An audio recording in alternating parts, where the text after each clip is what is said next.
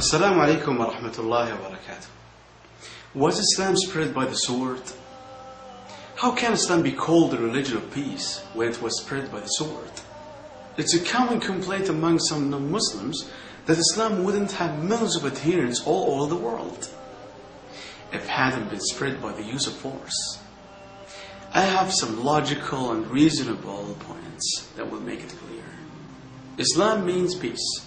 Islam comes from the root word salam. Islam also means the total submission to the will of God. Thus, Islam is a religion of peace. Sometimes force has to be used to maintain peace. It's precisely for this reason that we have the police who force against the criminals, antisocial elements to maintain peace in this country. In Islam, force can be only used to promote peace and justice.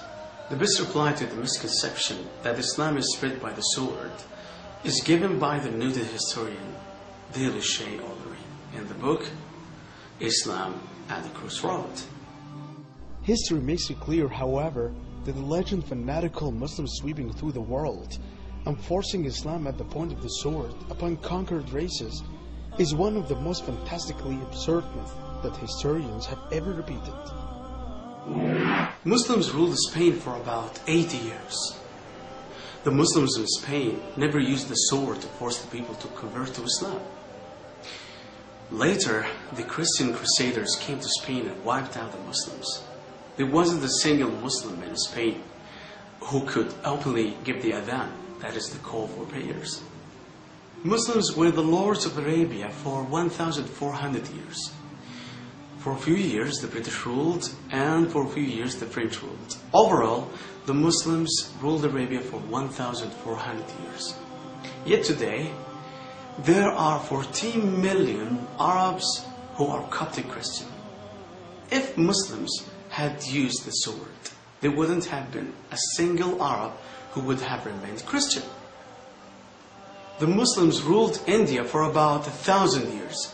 If they wanted, they had the power of converting every and each non-Muslim to Islam.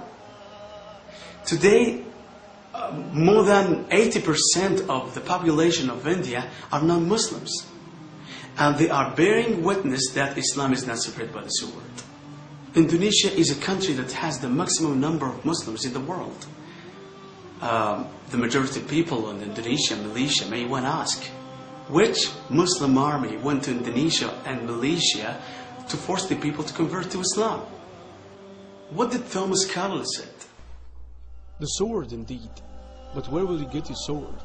Every new opinion at the starting is precisely a minority of one. In one man's head alone, there dwells as yet. One man alone of the whole world believes it. There is one man against all men. That he takes a sword and tries to propagate with that will do little for him. You must get your sword. On the whole, the thing will propagate itself as it can. Let me tell you what kind of sword this is. It's not the sword you know. It's the sword of the intellect. It's the sword that conquers the hearts and minds of people.